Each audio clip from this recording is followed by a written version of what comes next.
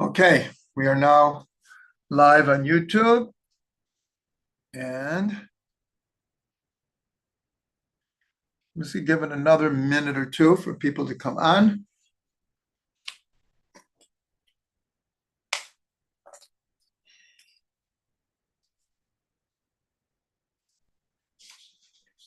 There is a class this coming Tuesday. Hopefully, many of you can make it. Okay, let's do this.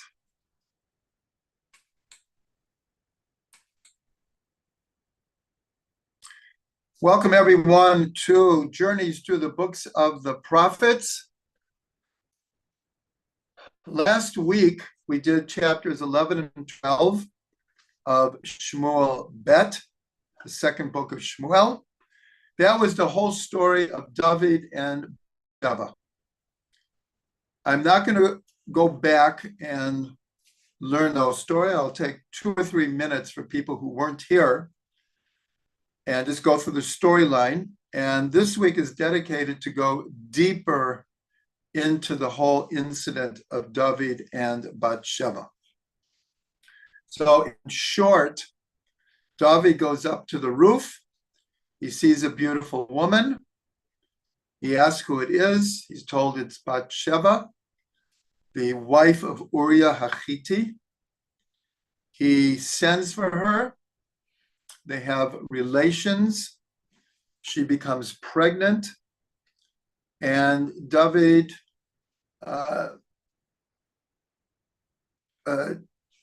conceives a plan in which to send Uriah, her husband, who was a soldier at that point. He wasn't around at that time. He was in the army. They were fighting a war. And he comes up with a plan to send Uriah to the front lines.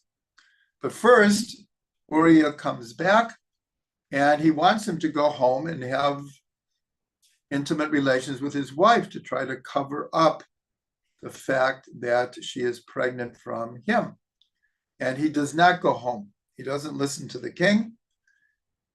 Again, to make a long story short, Uriah is put on the front lines, and David makes sure of that. He is killed.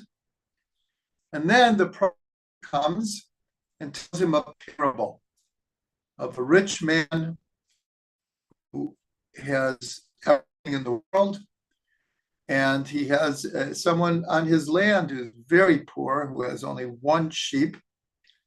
And the rich man has a guest.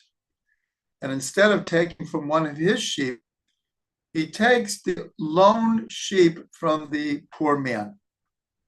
And when David hears this, he is outraged and says this person should die. And then the prophet turns to him and says, "You're the person. You took the one lamb, as it were, of Uriah. You're the king. You have everything." And David says, "I have sinned to God." God forgives him, but nonetheless, there are going to be consequences. And he's told that the sword will never depart from within his own household, meaning, as we will see as we continue Shmuel Bet, there will be rebellions and wars from his own household, and that the child who will be born will die. And sure enough, the child dies. Then David comforts his wife. They have relations, and they give birth to Shlomo, King Solomon. And the chapter more or less ends with saying how much God loved this child. And he was named Shlomo from the word shalom, but God named him Yedidiah, my beloved one. Yedidiah is very close to David. It's the same root, my beloved one. That is the story. It had obviously a major impact in David's life, as we will explore right now. So the way we ended the class last week was the explanation of the sages as to what happened here. We know that if you just read the text, whether it's in Hebrew or English, without any commentary, many times you don't get an accurate picture, because we can't understand anything in the Torah, anything in the Tanakh, without the oral tradition. And so the sages say a very well-known, famous line, and they say, anyone who says that David sinned is mistaken. So obviously it's a fairly controversial statement, because here in the story, God comes and says, you did something terribly wrong, that you had Uriah killed, you took his wife. And then a third thing is added that we're going to get to, is that you had him killed by the sword of Ammon. That was who the war was with, the nation of Ammon. And David, when he hears this, he says immediately, I have sinned to God. So it's hard to understand what the sages meant, that anyone who says that David sinned is mistaken. So what they explain is, anyone who thinks that David sinned the way that the story seems to be, that is what they're mistaken. They're not saying that David didn't sin at all, because the text makes it clear that he sinned. And we are going to analyze the 51st Psalm, which was written about this whole incident, where David admits that he has sinned, and he asks God for forgiveness. So it's clear that there's something that was wrong here. Nonetheless, the answer that Chazal give, and I found it in the Zohar today also, they say the same thing, is that there was a tradition, this is what the Gemara says, that in those days, any soldier who went out to battle gave his wife a get, a divorce document, so that if he didn't come back, and if you read the book of Judges, the book of Shmuel, these wars, and they list how many tens of thousands of people die. And in Jewish law, if a husband and wife are married and the man disappears, or he's on business, he took a ship to a foreign country and he's not heard of again, if he's a soldier and the body is not recovered, it's a huge problem for the wife, because you can't absolutely prove that her husband is dead. And she becomes what's called an aguna. And this is a problem that we still have today. The rabbis do their best to try to solve these situations.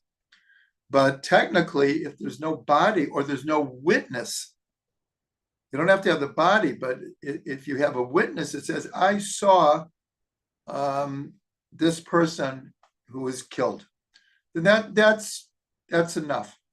And so a man going to war would give his wife a get, so that if he didn't come back, she was already considered divorced from the time that he left.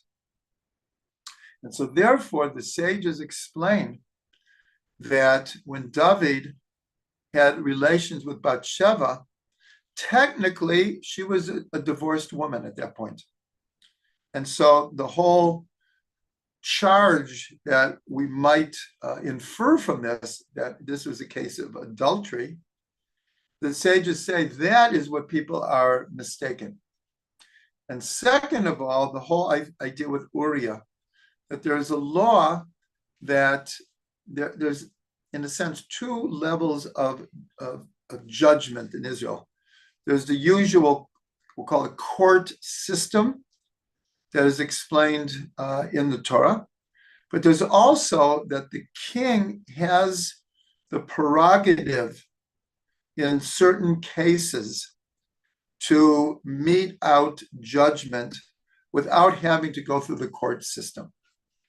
And so here, Uriah, in three different cases, even though in his own mind he was trying to show his loyalty to the king, but twice David commanded him to go home, and he hinted very strongly, be with your wife. You're out of the army for a few days. Take advantage. Uriah didn't do it. He felt, as he says in the text, that Israel is at war, and he slept at the steps of the king. But since technically he disobeyed the king twice, and on a third time, when he was talking to the king, he referred to Yoav, who is the general, as my master. And he said this in front of David HaMelech, as if David, the king, was not literally his master, but it was considered somewhat of an insult. So the sages said that technically he had the right to administer punishment on Uriah. Nonetheless, and I want to add to this, is that one of the hints to this is when David said, I have sinned to God. So it's implied that what he means is I have sinned to God, but these other charges that one might think that I did wrongfully, that I'm not. In other words, she was a divorced woman at that point. Technically, she was a divorced woman. And so therefore, he understood that God was unhappy with him. But what happens after God says what his punishment would be, that the child would die and that the sword would not be taken from his house, and some of his wives, his concubines, would be taken by other men. And all of this happened, as we're going to see as we continue the book of Shmuel.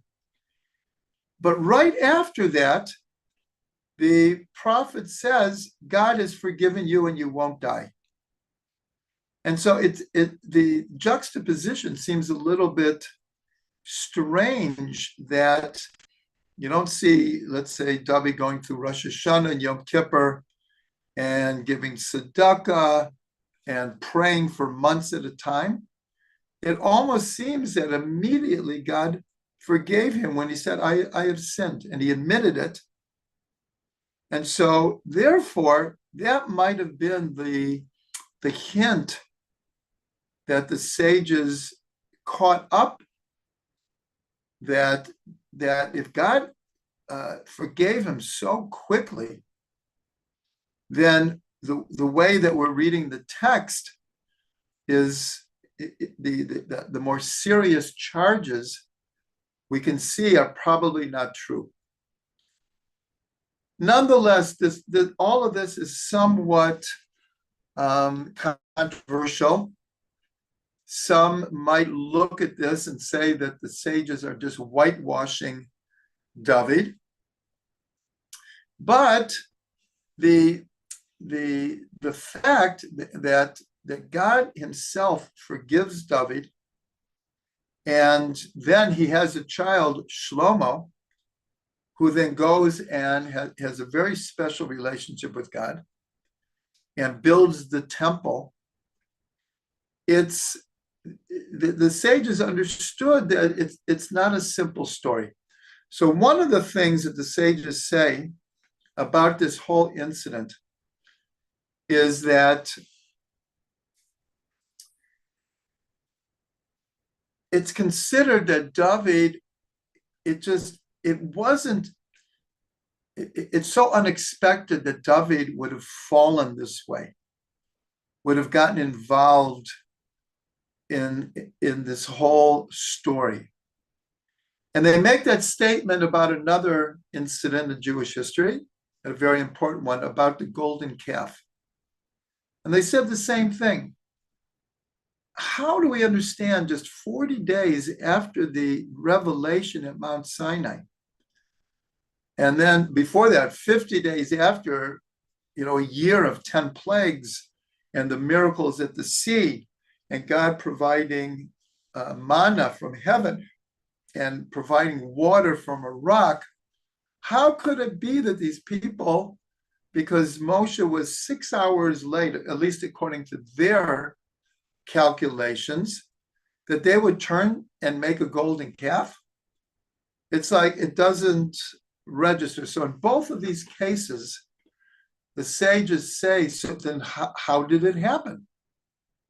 And they said, for David, in order to show tshuva for the individual and for the people, because afterwards, after Moshe came down and broke the luchot, the tablets, the people did tshuva. And so the sages say, so how did this happen? Why did it happen? In order to show tshuva for the multitude of people. When we get to Psalm 51, we're going to see that David was somewhat aware when he looks back, because he wrote this psalm after the whole incident. And it's part of his tshuva process. Even though God says, I forgive you and you won't die, it's very, very important to understand that David did tshuva for this incident the rest of his life. And it's important to know at what point in David's life did this happen. We know from a previous learning that David was king for 40 years, 7 in Hebron and 33 in Jerusalem. Here in this incident, right afterwards, he gives birth to Shlomo.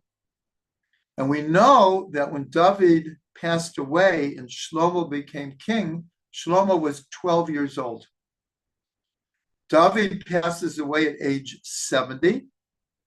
So here, David is 58 years old. In other words, he's been ruling already for 28 years.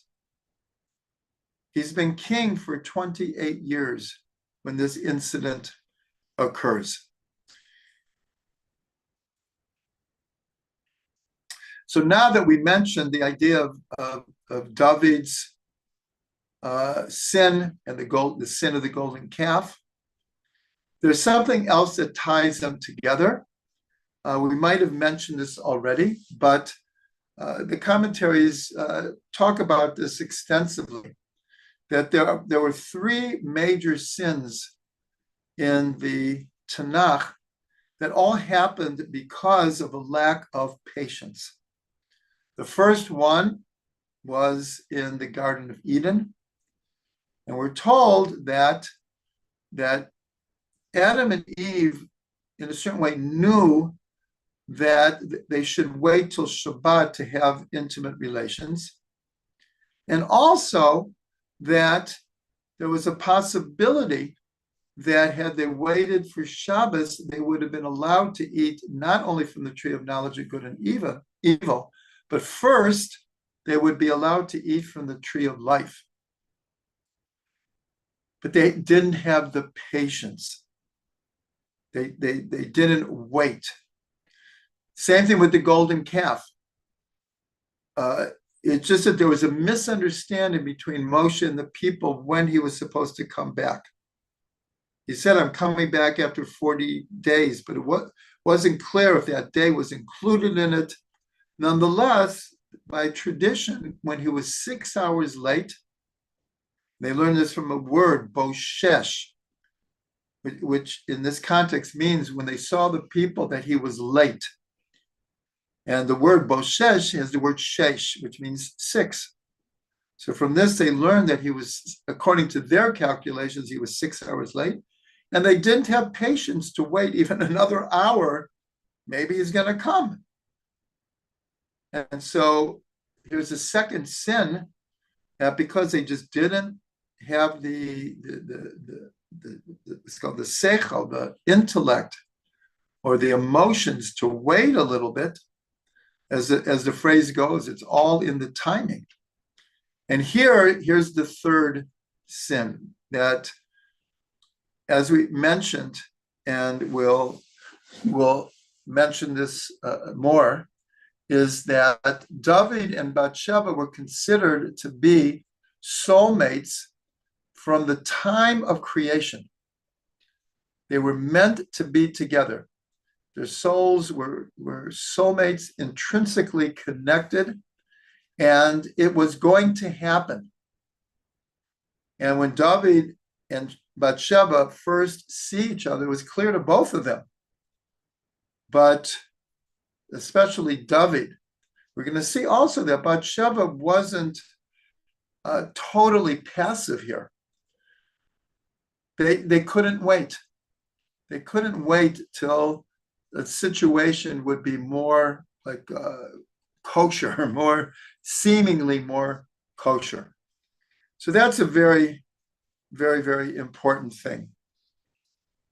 So now, as I said, we're gonna go into different aspects of this whole story in a deeper level.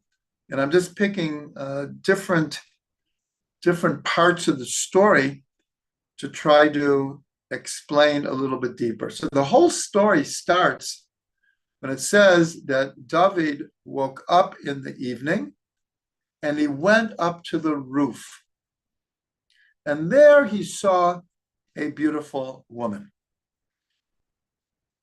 So in the book of Devarim, Deuteronomy, in the Parsha of Ki Tetzei, one of the 613 mitzvahs is if one builds a new house, that he has to make a guardrail around the roof. If it's a flat roof, he has to put a guardrail so that, and the language is that the fallen one will not fall off the roof. And it's a very strange language, that the fallen one will not fall off the roof. And Rashi comments on it. He needs to explain this.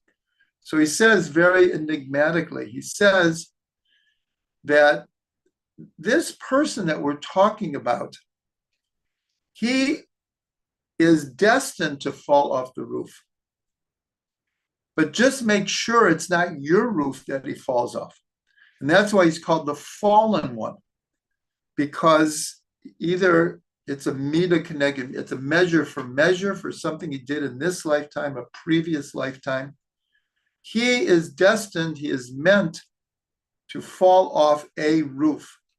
But you have to put up a guardrail. It's your responsibility to make sure that it's not off your roof. So there's much discussion about this, many different levels of discussion. But one of the explanations, and this I heard from Rav Ginsburg, is who is being alluded to? Who is this fallen one who is being alluded to? And so therefore, we see in the Gemara that David is called a Nephel. A Nephel means a miscarriage. And it comes from the word nafal, to fall. In other words, a miscarriage is the baby falls out, obviously not at the proper time. And the question is, why is David called a miscarriage? And this is where we have the very well-known midrash that when Adam could see from one end of the world to the other before he sinned. And the midrash says that God showed him a book of righteous people who would be born throughout all of history. And Adam, when he got to the soul of David, he saw that he had no years apportioned to him. He saw there was a soul, David, who's meant to come into the world, but he has no years in this world. And so the Midrash says that Adam donated 70 years of his life so that David would have 70 years. And we already learned tonight that David was exactly 70 years old when he died. And if you look, Adam dies at age 930. And there are many, many hints that he was meant to live to be 1,000. But 70 years he donated to David. And so what this Midrash is telling us that David's experience in this world was existentially, he felt that he didn't have a place in this world. Okay? He was in a constant state of falling. That's why the Gemara calls him a Nephil. And so Rav Ginsburg says that this is the fallen one who's being alluded to in this verse. And so we're going to understand this a little bit deeper. But the question then that Rav Ginsburg poses is that if going up to the roof, if someone who goes up to the roof, like David, is destined to fall off, and Rav Ginsburg explained in a certain way the whole idea of that which goes up ultimately has to come down. You throw a ball up in the air, it's going to come down at some point. And if you go up to the roof, and the roof here represents, if you go to a higher level of consciousness, you have a spiritual elevation. You have new revelation. You have an epiphany. You come up with a new way to improve yourself, to renew yourself. So all of this is symbolically stated as going up to the roof, because from the roof you can see a wider perspective, a new perspective. But if you go up to the roof, eventually you're going to have to come down. You're not going to stay there forever. And so one might come up with the conclusion it's not worth it to go up to the roof. In other words, it's not worth it to go out of my comfort zone. Just go through life. Don't take any chances. Don't try to expand your consciousness. Don't try to take on new horizons, new missions. Just take the safe, easy way. So Rav Ginsburg says, no, we should not come up with that conclusion. We should go up to the roof. We have to go up to the roof. So, but what about the falling?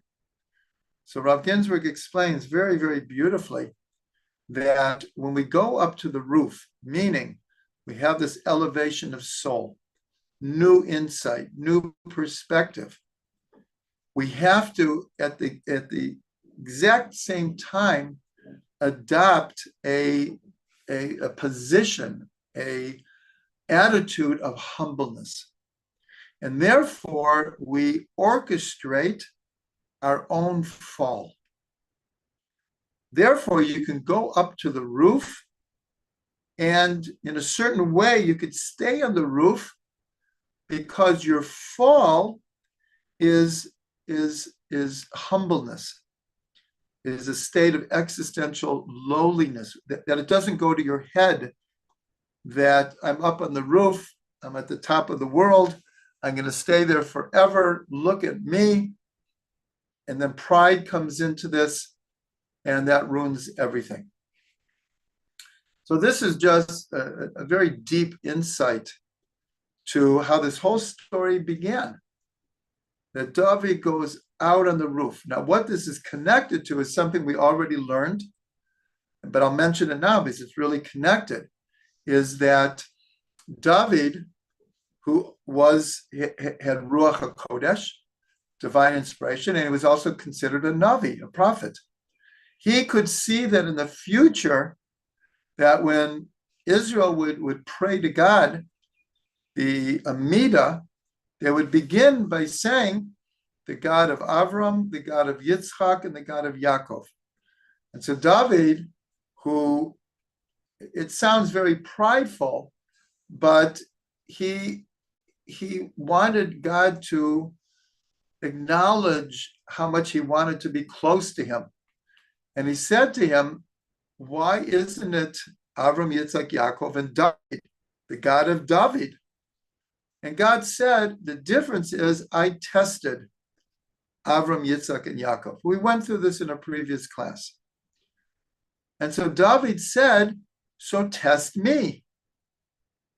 And the Midrash says, so God sent him the test of Bathsheba.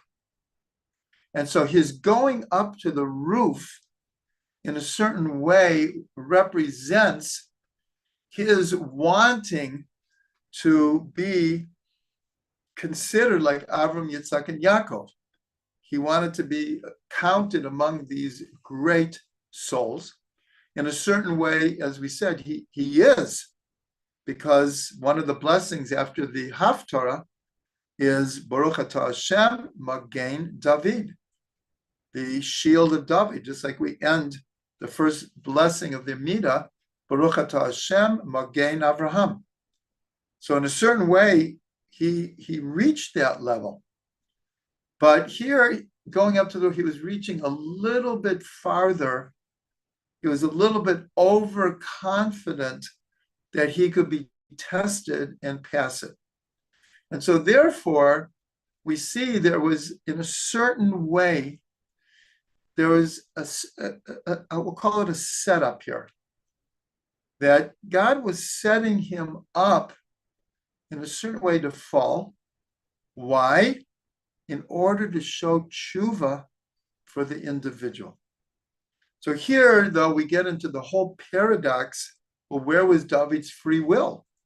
Are we saying that he had no free will? He couldn't have decided not to have taken Bathsheba at that particular moment?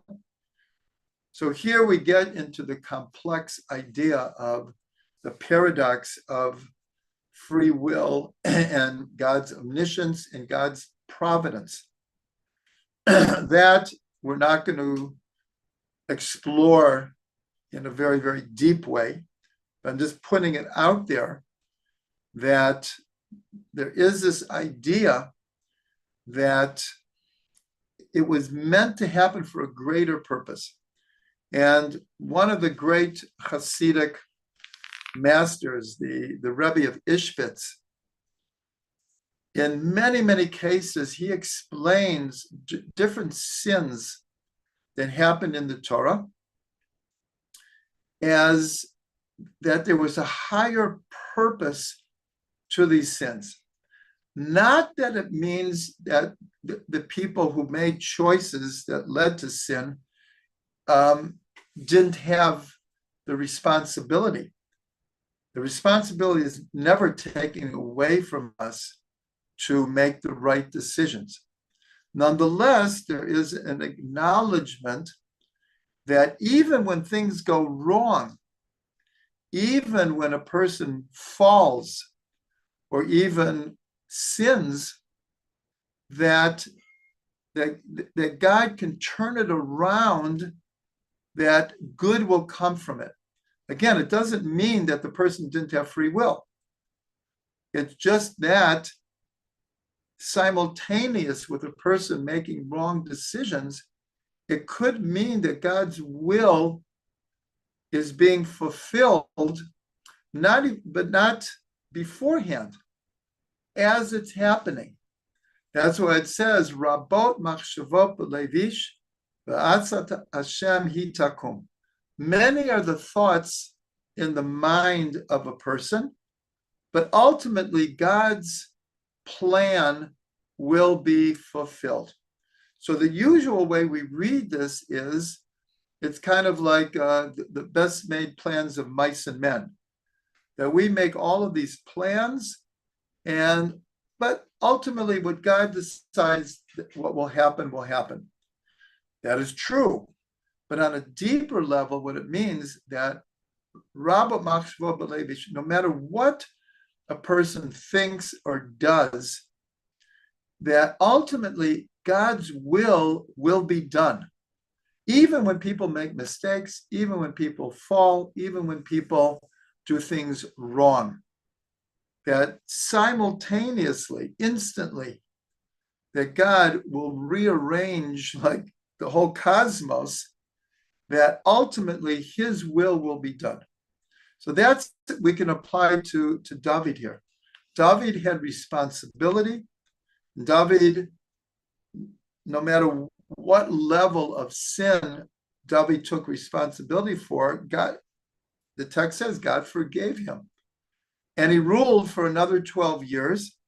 And his son carried on from him and built the temple. So obviously, if God was so upset with David, just like God was upset with Shaul, and he took the kingship away from him. Here, God does not take the kingship away from David. He continues to be with David to his last days. These are complex ideas. Now, I want to talk a little bit about Bathsheba. And I'm just going to mention here that when we finish the book of Shmuel, I want to then review the whole book and try to give a bigger picture of who David HaMelech was and his influence on Jewish history. Right now, we're in the middle of the whole story of David that already began in the first book of Shmuel. But like a bigger picture, I haven't presented yet. Here, we've talked about the story of David and Bathsheba, but we need to understand a little bit more about who she was. And it will help us understand the story better. So first of all, one of David's most trusted advisors, an advisor meaning in a Torah way, he was a scholar, he was a Talmid Chacham, was Achitophel. Achitophel was one of his top advisors. Already next week, we're going to be moving to a whole new incident in David's life, the rebellion of his son Avshalom. And Achitophel switches sides. After decades of being with David, he joins the rebellion with Avshalom. And the question is, why did he do that? And one of the reasons is that Bathsheba was his granddaughter. And he was always upset about how the whole story between David and Bathsheba played itself out. That was the seed that ultimately made Achitophel go with Absalom. So that's important to know who she was. We already mentioned this idea that the sages say that David and Bathsheba were soulmates from the days of creation. So that's a very grandiose statement. We don't see that really by anyone else, that they make this statement that from the days of Bereshit, from the inception of creation, they were already meant for each other. So there's a beautiful gematria that Bathsheba LeDavid HaMelech, meaning Bathsheba for David HaMelech equals exactly Bereshit. Bathsheba LeDavid HaMelech equals Bereshit. So here we see a hint to this idea. We spoke about the connection between the incident of David and Bathsheba and what happened in Gan Eden. And this is connected, we mentioned this briefly already, that the expression that the sages use that David had a lack of patience. He couldn't wait because it was clear to them that they were meant for each other. So the expression they use is achal paga. He ate unripe fruit. But that statement is usually associated with figs. Achal paga. So this is connected to one of the opinions among the sages of what fruit was it that they ate? What was the Eitz Hadat Tov V'Ra? There's a couple of different opinions. One is wheat, one is grape, one was actually etrog, and one was fig. But the one that has in a sense, the most textual backing is the fig. Because right after they ate from the tree, it says that they then realized that they were naked and they covered themselves with fig leaves. And so that's one of the connections that it was a fig. So the fact that the sages picked this term, achal paga, is much, much more than just a little statement. They're hinting that David and Bathsheba are incarnations of Adam and Chava. And the Arizal says that the name Adam, the Aleph of Adam is Adam, the Dalet of Adam is David, and the Mem of Adam is Mashiach. It could also be the Mem is Moshe, because Moshe, he is the soul of the eventual Mashiach. Hu HaGoel HaRishon, Hu Goel HaAcharon. He is the first Redeemer. He is the last Redeemer.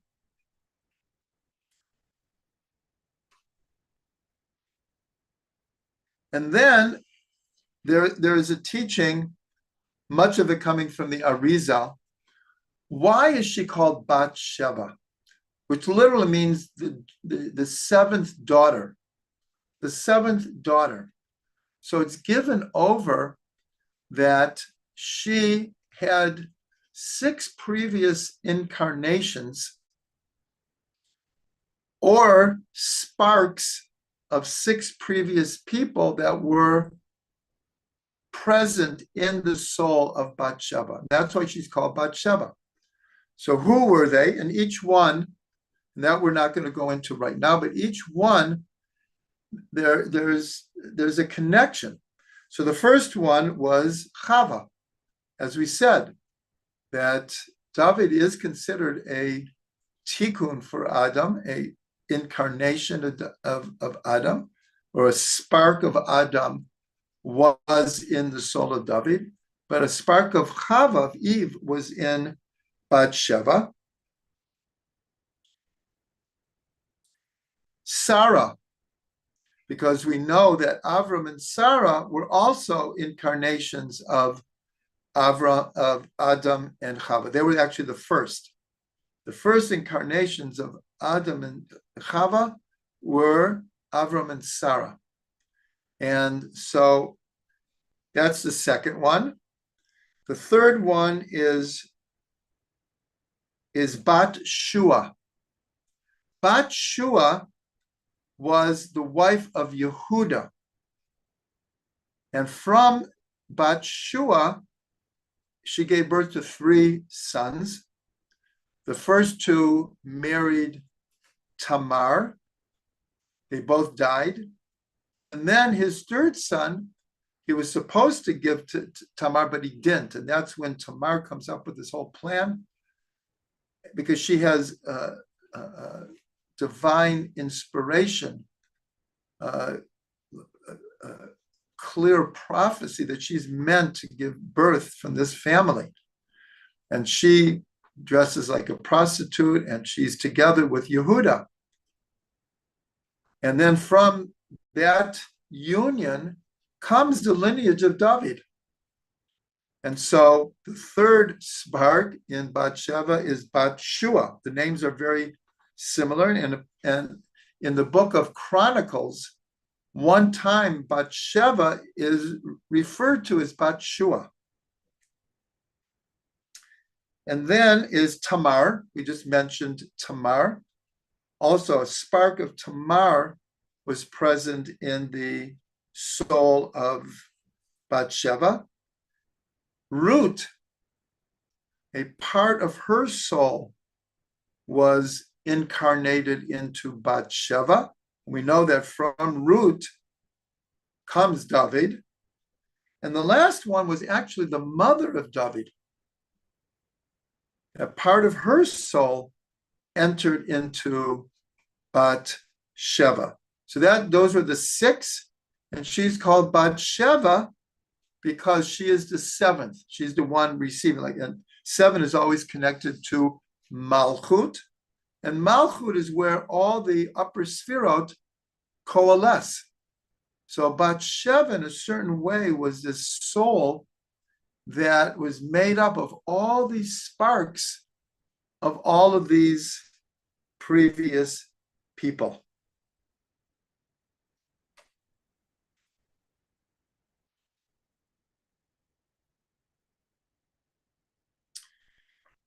So that's a little bit about the soul of Bathsheba. It makes the whole story more rich, complicated, complex, and many, many layers of tikkunim here. Because each of the people that we mentioned, especially going back to Adam and Chava, there is all of these connections and fixings that had to be done. I want to end with looking at Psalm 51. Anyone who has a Tanakh or a book of Tehillim can open up to Psalm 51. We're not going to go line by line, but I'm going to pick out certain insights here. The most important thing is it begins, Lamnatzech Mizmor David. This is for the conductor, a song from David. Bevo elav Natan Navi, when Natan Navi came to David, Kasher ba el Bathsheba, when he had come upon Bathsheba. So it's clear from the opening that he wrote this psalm as a result of that whole incident. And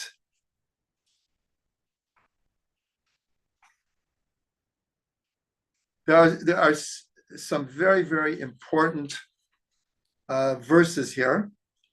And so in verse 6, so here David says, Lecha levadcha chatati. David says, he's talking to God, of course, to you alone I have sinned.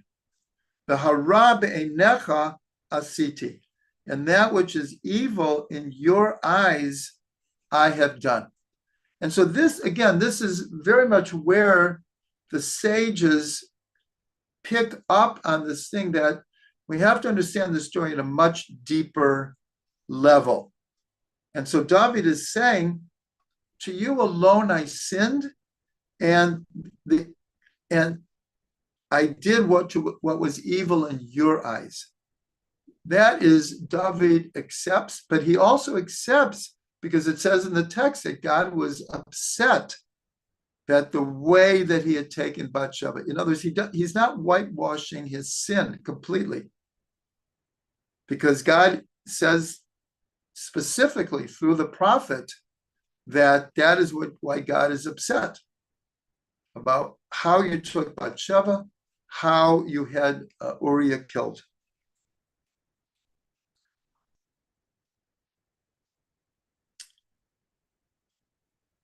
And here, I have a volume of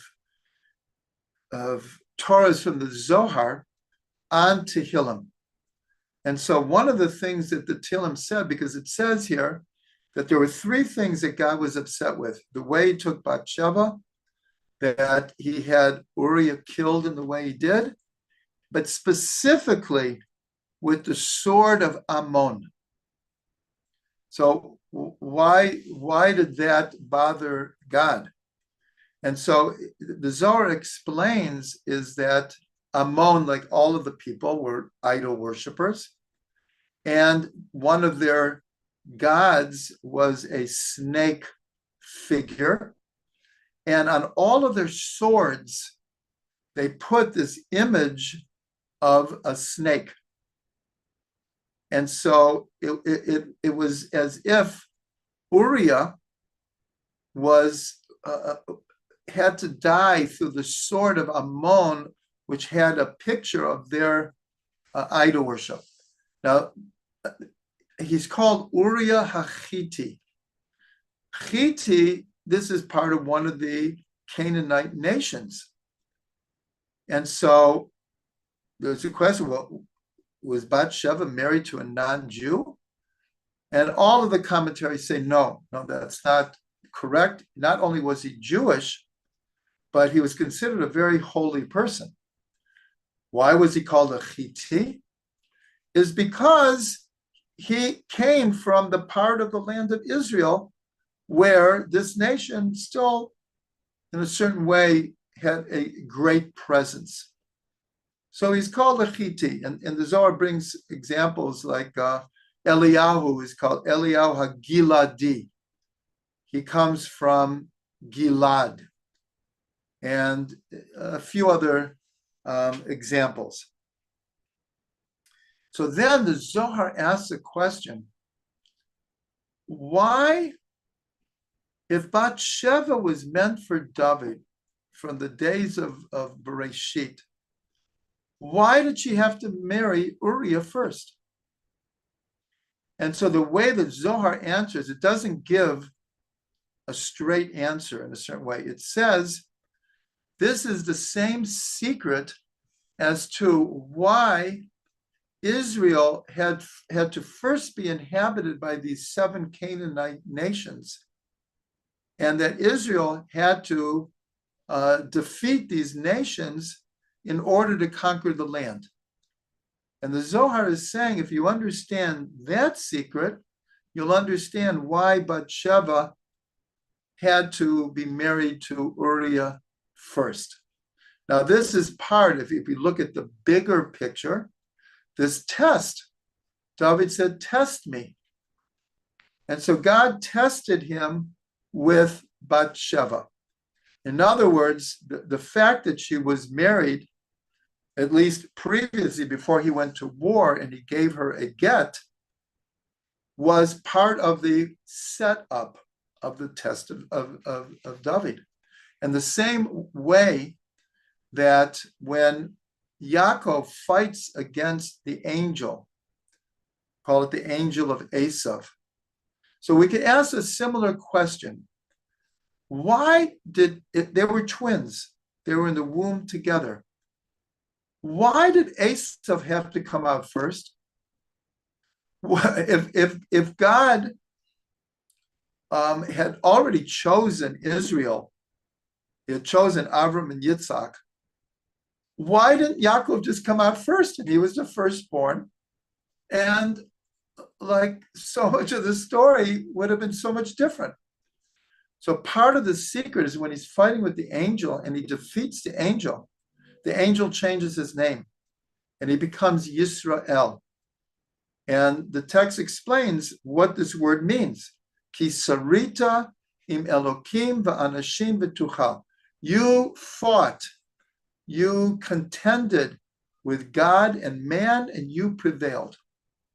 And so here, God purposely had Yaakov come out second, that he would have to struggle. And Israel, the nation of Israel, to this day, is very current. It's part of its destiny that it has to struggle in order not only to survive, but to fulfill its mission in this world. It's part of our destiny. That's what Yisrael means, that you fought, you contended, you struggled with God and man, but you prevailed. And so here, the Zohar is hinting that it's the same secret of why first Bathsheba had to be married to Uriah and why Israel had to be inhabited by the Canaanite nations first.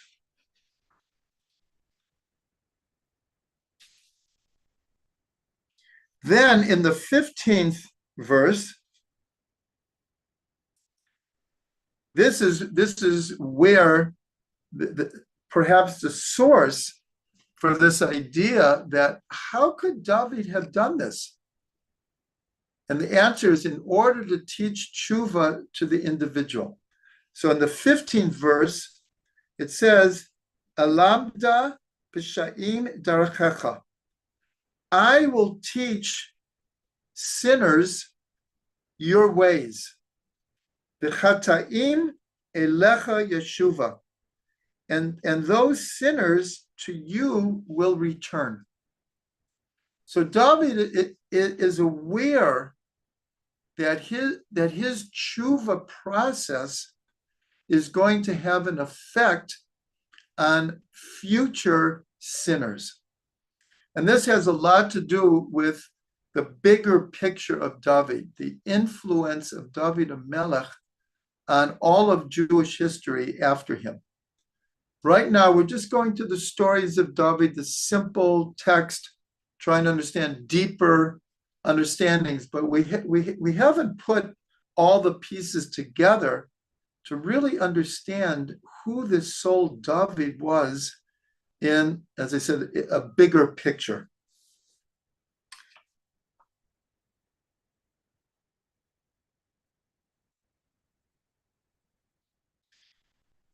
Then in Pasuk, in 12 and 13, it says, and this became a very well-known song in Israel. Lev tahor barali Elokim. A heart that is pure, God create for me. V'ruach nachon chadesh b'kirbi. And a correct or steadfast spirit renew in me. Al tashlicheni milfanecha. Do not cast me away from you. V'ruach kadshecha al tikach mimeni. And the spirit of your holiness don't take from me. So this last part, this is David's awareness that he has Ruach HaKodesh. As he says, the Ruach Kodesh al tikach mimeni. In other words, I have it, don't take it away from me. So here, David is aware that he has Ruach HaKodesh. He has divine insight, divine inspiration. And so here, the Zohar says an amazing thing. It says, when it says, V'ruach nachon chadesh b'kirbi, and a steadfast ruach renew within me. And so the Zohar says this alludes to Kiddush Levana. Kiddush Levana is a ritual that we do every month between the 7th and 15th day of the month. Some hold from the 3rd day to the 15th day of the month, when the moon is getting larger. The 15th is already the full moon, and we don't do it when it's waning. It's only when it's waxing. And Hasidim and Sfardim do it only from the 7th day, when it's like a half moon. The Vilna Gaon said you could do it already from the third day. But what's the connection? The Zohar says this alludes to the renewal of the moon. And so what's interesting is in Kiddush Levana, one of the things that we say is David Melech Yisrael Chai V'Kayam. This is where the many different songs, many different nigunim for David Melech Yisrael Chai V'Kayam. David, the king of Israel, lives forever. And that we say in Kiddush Levana, because the waxing and the waning of the moon is very, very connected to the very essence of David's soul. Before we described him as the fallen one, but we know from his whole life and from his Psalms and from everything we're studying that he had these high, inspired, strong, godly moments. And he also had his mistakes and his falling. So that's compared with the moon. And that's why in the middle of Kiddush Levana, we say, and in many circles we sing, David Melech Yisrael Chai V'Kayam. I had the privilege to be with Reb Shlomo when he made up one of his nigunim for David Melech, Melech Yisrael, David Melech, Melech Yisrael, David Melech, Melech Yisrael, Chai V'Kayam. And then actually it continues in Kiddush Levana. Ay Simman Simman Tov, Mazel Mazel Tov, Ay Lanu Kol Yisrael, Amen. So the Zohar is saying the whole idea of the moon waxing and waning and Kiddush Levana is so connected to the soul of David HaMelech. One last thing here, and truthfully, really many of the psukim, the verses from this psalm are so important, but one of the other ones is the verse that we say as we step into the Amidah. Hashem sifatai tiftach ufi yagid tilatecha.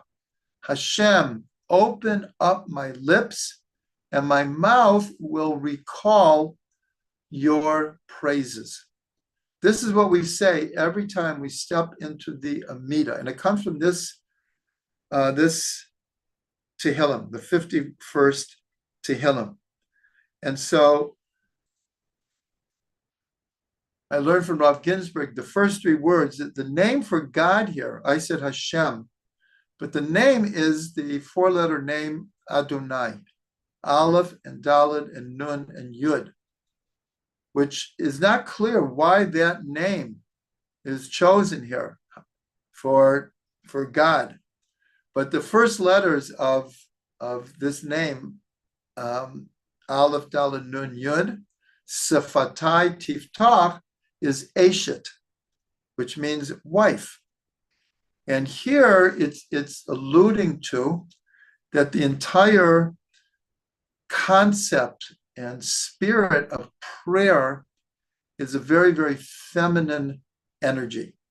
The word tefillah is feminine. The word for prayer is feminine. And as quoted many times, David says about himself, Va'ani tefillah. I am prayer. And a bit paradoxically, David is always associated with Malchut, the last of the Sfirot, and Malchut is considered a feminine Sfira.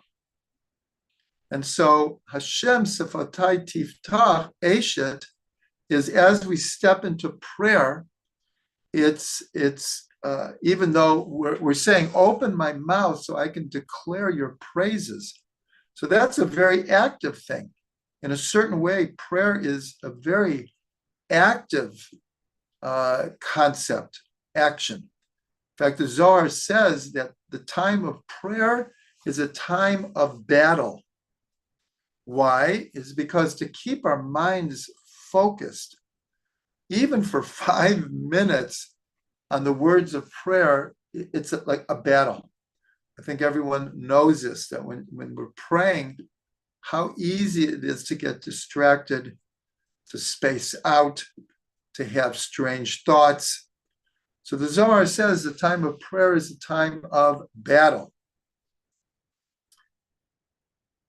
So one last thing, just so we can understand deeply. So why is this name of God used? Now we know that every time it's written, the 4-letter name of God, Yud and Hey and Vav and Hey, we pronounce it with the letters Aleph, Daled, and Nun and Yud.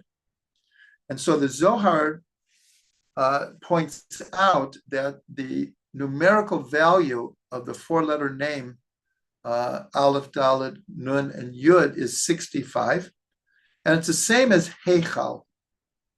Heichal means like a palace, a sanctuary, and it's used about the Beit HaMikdash, the holy place where the menorah was, and the ketoret and the showbread is called the Heichal, the sanctuary. And so every time we say God's name, we use this name, Aleph, Daled, Nun, and Yud, but it's Yud K Vav K. It's Yud and Hey and Vav and Hey. So this name becomes the sanctuary for the 4-letter name of God. And the 4-letter name of God is more associated with compassion, love, mercy. And the name Aleph, Daled, Nun, and Yud, if you switch around the letters, has the word din, which is judgment. And so when we begin our prayer, there's a lot of judgment in prayer. There's a lot of tshuva in prayer. There's a lot of working out our tikkunim in prayer.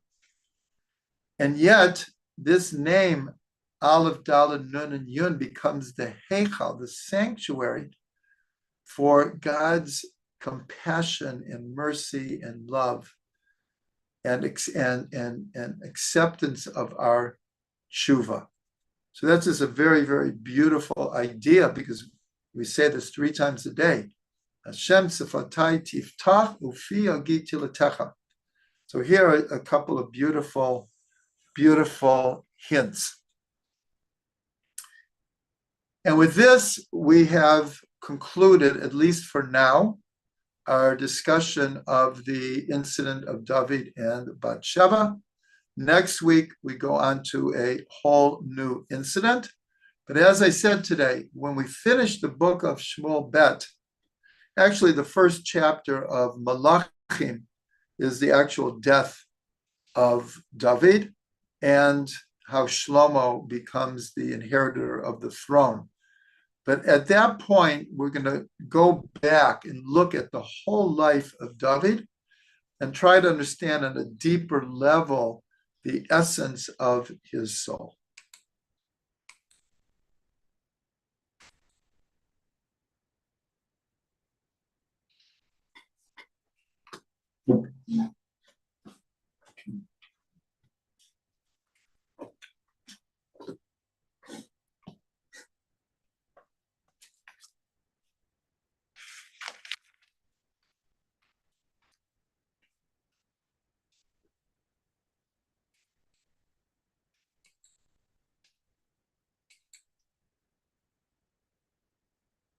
Welcome everyone to Insights into the Weekly Haftarah. This week's Parsha is Matot. And as explained last week, that between the fast day of Yud Zayin B'Tammuz and Tisha B'Av, there are 3 special Haftarahs that are read. Now, this will always be read by Parshat Matot, And next week, it will always be read from Isaiah. Last week, we saw that if the Parsha of Pinchas happens before the fast day of Yud Zayin B'Tammuz, there's a special Haftorah. It has to do with Elijah the prophet escaping from the king and queen who are trying to kill all of the prophets, especially Elijah. And he goes to the Sinai desert and he has a revelation of God. And this is where this idea that he hears the call to Mamad Daka, a thin, silent voice, which was the voice of God. But since last week Pinchas happened before, so we read the first of the three that will be always read between the fast days. So this week, the Haftorah comes from Jeremiah.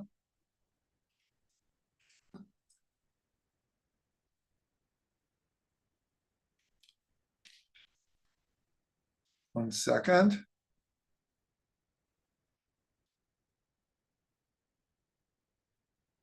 No, yes, it comes from Jeremiah. There are two. The first two of the three come from Jeremiah.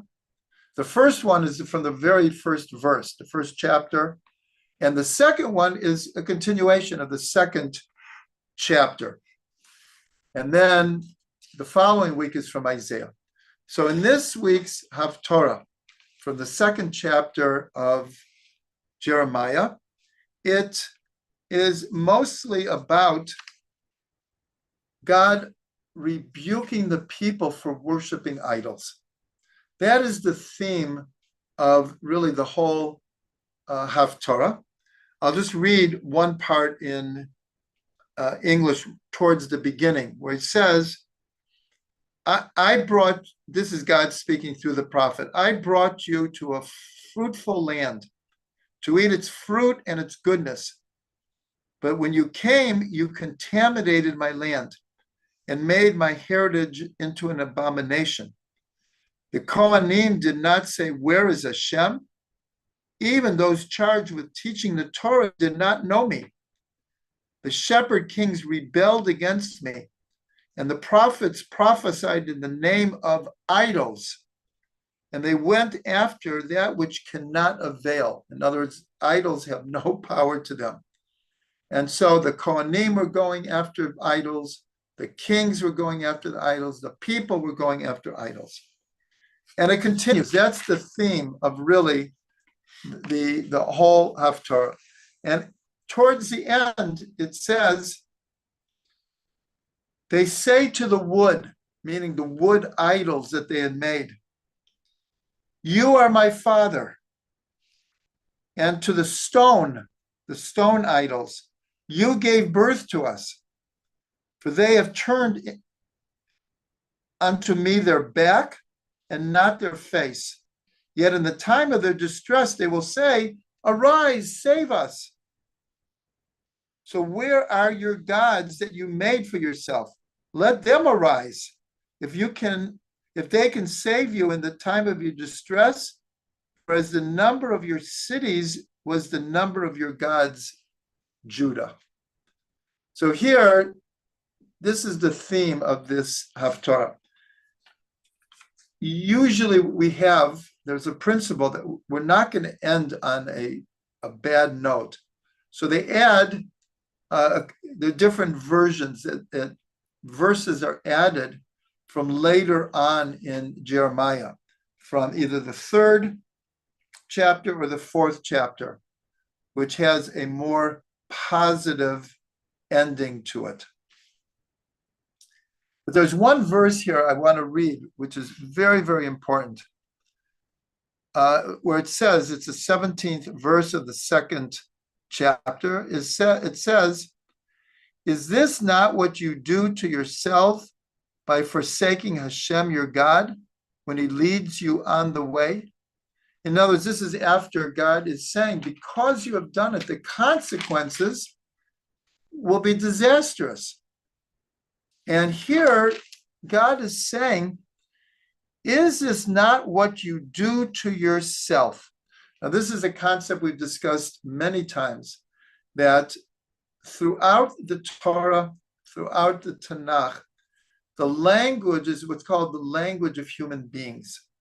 And so therefore, God is angry, that God is rebuking, God is punishing, and that's the language that is used.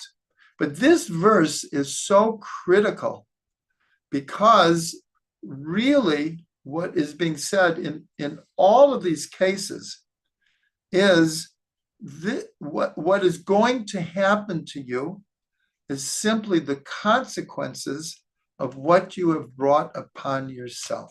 And this is the principle of a measure for a measure, mida keneged mida, that there are certain physical laws in the universe, there are certain mirror-like spiritual laws. And for every action, there's an equal and opposite reaction. And so when we sin, it brings a result, a consequence. And our whole right to be in the land of Israel is based upon us following God and doing the mitzvahs and setting up a righteous society. So many of the prophets railed against the people because of idol worship, but just as much about not being fair to the widow and the orphan and the poor. Those are the themes that are usually used, the symbolism of not setting up a righteous society. So this verse is incredibly important. Is this not what you do to yourselves by forsaking Hashem, your God? So this applies to the entire Tanakh, this concept right here. And now I just want to put these three haftarahs in a bigger context, that we have these three special haftarahs that reflect the times between two fast days. This whole period, which is referred to as the 3 weeks, is called Bein HaMitzarim, between the fences, between the narrow places. And this time of year is a time to reflect on the totality of Jewish history and everything that has happened to us and everything that is happening to us. So it's very, very important that these 3 weeks are connected to the very situation we're in right now. We're still surrounded by enemies all around us. We've had incredible success in this last year and a half. And the bigger attempt to destroy Israel, which was the attempt, they had every intention of, on 7 different fronts, simultaneously attacking Israel. And we've been able to really fight them off in miracles and wonders and God's help and the Mesirat Nefesh of the people of Israel, the army, the Air Force, absolutely just amazing. But still, we have many enemies. And so these 3 weeks are very, very important to connect to our actual situation. After Tisha B'Av, then there are 7 haftarahs that are haftarahs of consolation. The first one being called Nachamu. Nachamu, Nachamu, Ami. And they're all from the book of Isaiah. There's 7 between the end of Tisha B'Av, the Shabbos after Tisha B'Av, to right before Rosh Hashanah. So it really connects us, even though Rosh Hashanah and Yom Kippur seem so far away. They're not at all. We're already, this is in a certain way, the deeper preparation for the coming holidays. So here we have 3 special haftorahs now, and then 7 afterwards. So it's easy to put these together with the 10 sfirot, because the 10 sfirot are most often divided into the 3 higher sfirot, Chachma, Bina, and Dat, and then the 7 lower sfirot of Chesed, Gevurah, Tiferet, Netzach, Hod, Yesod, and Malchut. And so this time of year, that's why we have this connection. That's why I'm saying that this is already connected to the new year. And I'll end with a explanation from the Slonim Rebbe. I included this in a recent numerical gems. Hopefully all of you had a chance to see it, where the Slonim Rebbe points out that between Yud Zayin B'Tammuz and including Tisha B'Av is 22 days. And the period between Rosh Hashanah and Simchas Torah here in Israel is exactly 22 days. We don't have any other time of the year that we have a cycle of 22 days. And so he connects them by giving a metaphor that when a person wants to paint a picture, first they will draw the outline. And once they have the outline, then they can color in the picture that they want to paint. And so he said that is like the first 22-day period between Yud Zayin B'Tammuz and Tisha B'Av. This is the outline of the new year. And then we paint the picture as we prepare for Rosh Hashanah and Yom Kippur, and then through the Aseret Yemei Tshuva, the 10 days of repentance. That is when we are painting the picture. And so here it's represented in the Haftorahs, that now we have 3 Haftorahs describing dark rebuke, and then we have 7 Haftorahs of consolation. And so may we get through these 3 weeks. May we have the energy to fix these 3 weeks. We're not bound forever to be in this situation.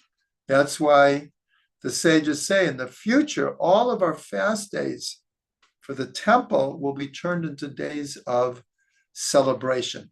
May this year already we be able to experience that.